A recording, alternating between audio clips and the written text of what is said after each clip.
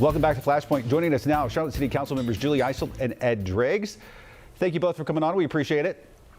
Good morning. So Good morning. It looks like that the city election will be delayed again. First, of course, because those late census returns. Now, because of that state Supreme Court ruling.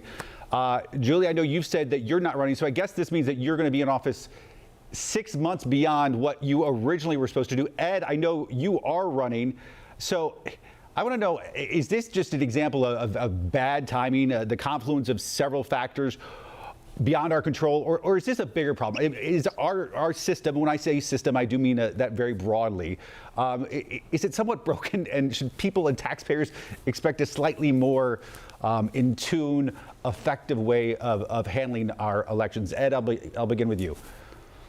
So I think it's a reflection of the fact that the law around redistricting is kind of unsettled, and there seem to be openings to file lawsuits on various bases. The Supreme Court has heard something like 50 cases, and generally it is found that political gerrymandering is not unconstitutional, but then there was a question of whether racial gerrymandering was taking place, and that wouldn't be legal. So we need to have clarity about how that works. And what is going on right now are disputes about the redistricting process that are not fully resolved yet. And therefore, the Supreme Court decided that we couldn't go ahead with our filing, or that we couldn't have the primaries on the intended dates.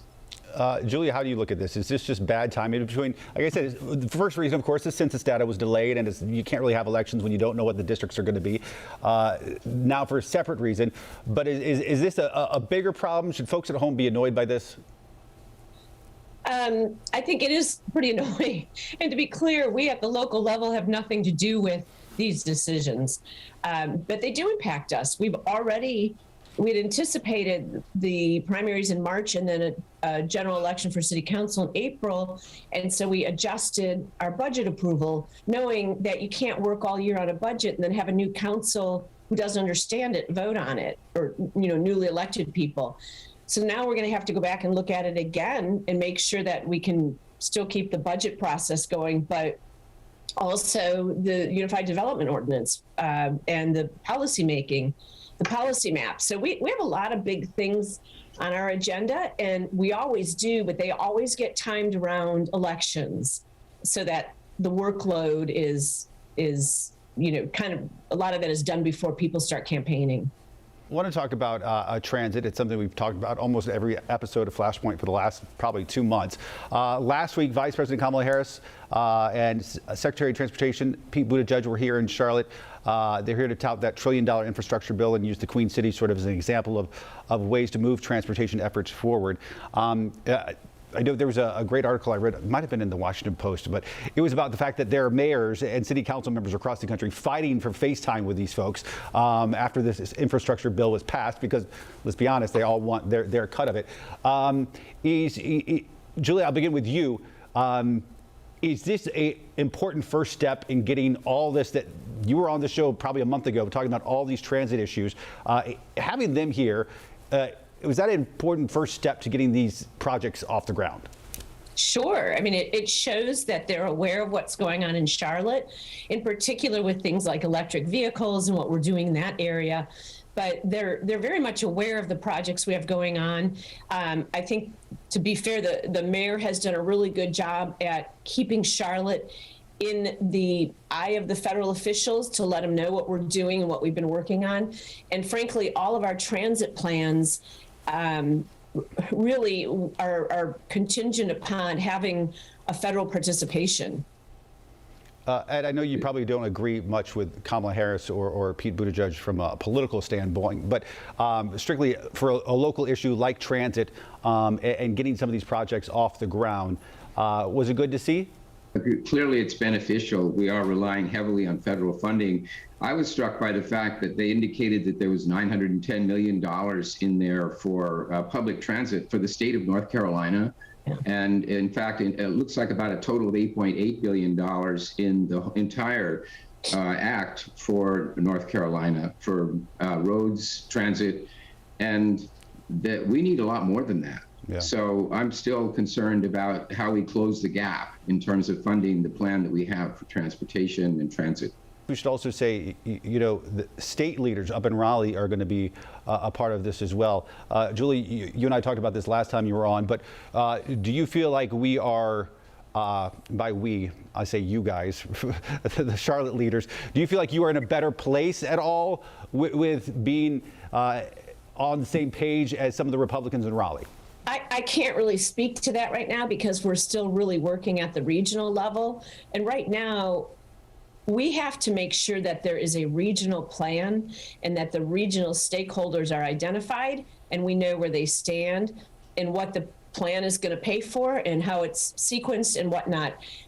I feel before we can really start to try to build support with state leaders, because what are you going to ask for? That's the big question. Ed, there's so much on your all's agenda this year, whether it was transit, whether it was the 2040 plan, non-discrimination ordinance. I mean, there were a couple of huge issues that you all tackled. What, in your mind, are you, as a conservative, most proud of? I think the fact that we've tackled the issue of our planning process is a major victory. We had outdated land use plans. We had disjointed plans for water and trees and sidewalks. And we've taken a major step towards creating this comprehensive plan.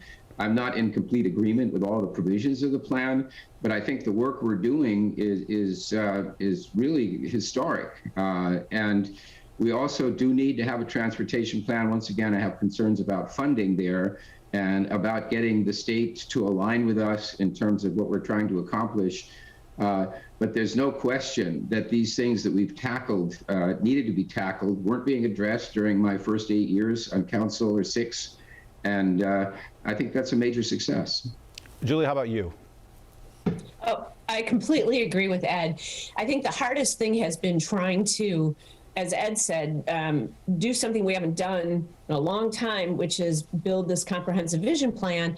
It makes it really hard when you haven't done it since the 1970s, so for 40 years, because now you're really having to not only change regulations, but change sort of cultural acceptances of what our city is. A lot of states require that a comprehensive plan be done every 5 years. And frankly, we would have done ourselves a favor if we had updated that plan every 5 years. But we are where we are. And so we've got to get some things done. But really, the devil's in the details of what we're doing right now.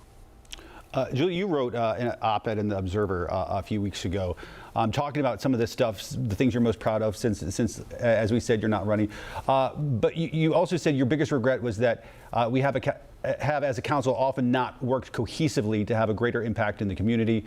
Good governance does not work when you have lone wolves who want to go it alone using divisive rhetoric towards their colleagues and staff. What were you talking about? I think it's held us back. We get elected to represent the people of Charlotte, and not just some people, but we've got to all take tough decisions. Even if you're a district rep, you got to look at the big picture in terms of what's good for Charlotte. And I just feel like we've had plenty of instances where that hasn't been the case. And certainly the pandemic has not helped because we haven't been together. We had a brand new council that was sworn in essentially 3 months before COVID, before the shutdown, and we never had practice of all working together and being able to hammer through tough issues for the good of the city. And we've got to put the good of the city above above politics. If I could comment on that, sure. It takes passion to do this job, to want this job and to do it, and our passions diverge. And we've had a hard time kind of coordinating everybody's energies and coming together around a consensus on some of these issues. So it has been disjointed. I think the variety of inputs has been healthy. It's been useful to have the different points of view, but it would be great if we could build a bigger team spirit and a better appreciation of our common cause and not get caught up in our individual initiatives. Yeah, and I think to that point, Ed, I think you'd agree, it's really hard to do that when it's playing out on social media instead of all getting together and hammering through those differences. It is healthy to have difference of opinion. and to collaborate based on different goals and different perspectives. It's really hard to do that when you can't do that together. Yeah. Perhaps a New Year's resolution for council, something to work on going into the next year. All right, Julie Eisel, Ed Riggs, thank you both for coming on. We appreciate it. Happy holidays and New Year, by the way. Happy holidays, Ben. That's right. Happy holidays. More Flashpoint Bye. after this.